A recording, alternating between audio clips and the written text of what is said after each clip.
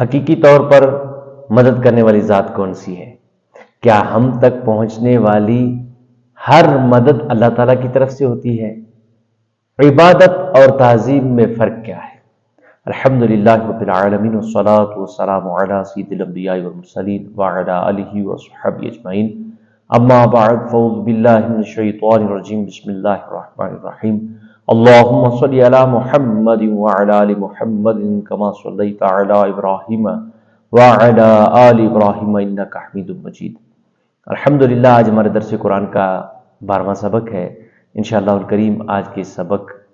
میں ایاک نعبد و ایاک نستعین کی تفسیر مبارکہ بیان کروں گا۔ ایاک نعبد و ایاک نستعین، ہم تیری ہی عبادت کرتے ہیں اور تجھ ہی سے مدد چاہتے ہیں۔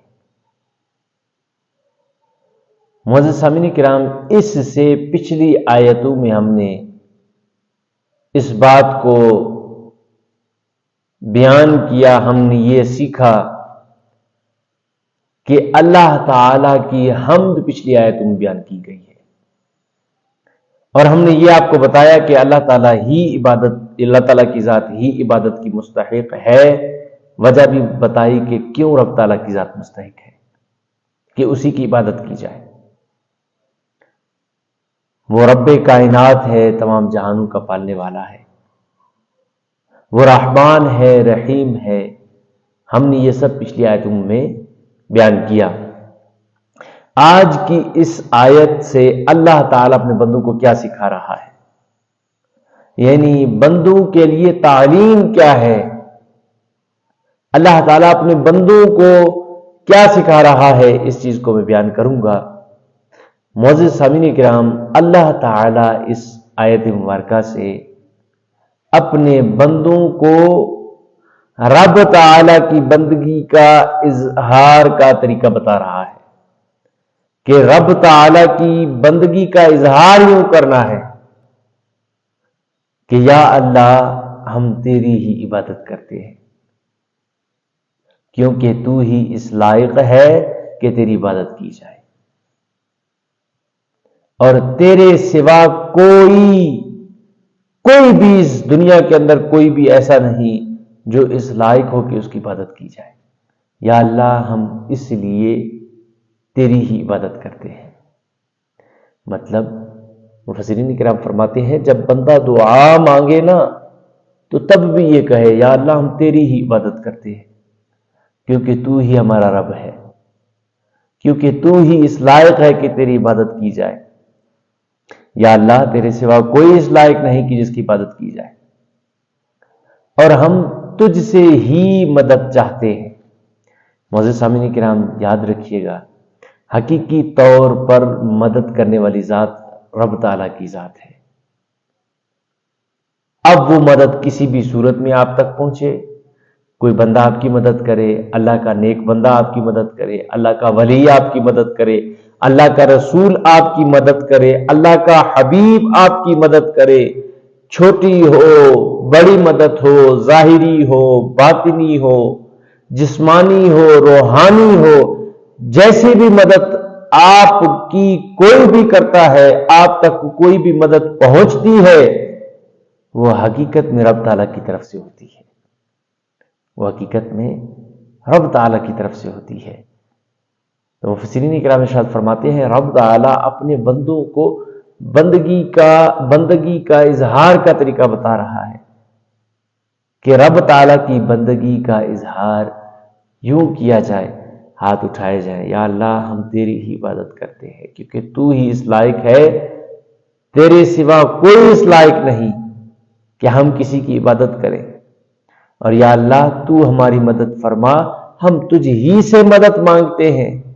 کیونکہ حقیقی طور پر مدد کرنے والی ذات تیری ہی ذات ہے۔ معزز سامعین کرام، اب یہاں پر بہت سے لوگ علم کی کمی کی وجہ سے عبادت اور تعظیم میں فرق نہیں کر سکتے۔ مفسرین کرام نے اسی آیت مبارکہ کے ضمن میں ارشاد فرمایا، عبادت اور تعظیم کے فرق کو بیان فرمایا آپ نے ارشاد فرمایا کہ بہت سے لوگ علم کی کمی کی وجہ سے عبادت اور تعظیم میں فرق نہیں کر سکتے، اس لیے بعض دفعہ وہ تعظیم کرنے والے پر نعوذ باللہ کفر کا فتویٰ لگا دیتے ہیں، شرک کا فتویٰ لگا دیتے ہیں، ایک مسلمان کو مشرک ٹھہرا دیتے ہیں، حالانکہ وہ تو صرف کسی کی تعظیم کر رہا ہوتا ہے۔ تو لہٰذا میں بھی آج کے اس موجودہ دور میں نے بھی بارہا ایسی چیزیں دیکھی ہیں کہ مسلمان پر شرک کے فتوے لگا رہا ہوتا ہے، مسلمان پر بدعت کے فتوے لگا رہا ہوتا ہے۔ تو اس ضمن میں نے بھی سوچا کہ عبادت اور تعظیم کے درمیان فرق بھی بیان کیا جائے۔ معزز سامعین کرام، عبادت کا مفہوم بہت واضح ہے، بہت واضح ہے، سمجھنے کے لیے اتنا ہی کافی ہے کہ آپ کسی کو عبادت کا لائق سمجھتے ہوئے اس کی کسی طرح کی تعظیم کریں گے تو وہ عبادت ہے،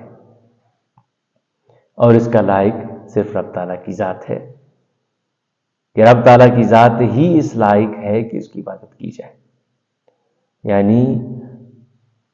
کہ کسی کو عبادت کے لائق سمجھتے ہوئے اس کی تعظیم کرنا یہ عبادت ہے۔ اور اگر کسی کو آپ اس لائق نہیں سمجھتے کہ اس کی عبادت کی جائے، محض تعظیم کے لیے آپ کھڑے ہوتے ہیں، جیسے استاد، ماں باپ، پیر و مرشد، کسی نیک بندے کے لیے، کسی علاقے کے بزرگ کے لیے ہم کھڑے ہو کر ہاتھوں کو یوں باندھ کر نظریں جھکا لیتے ہیں، تو یہ تعظیم ہے،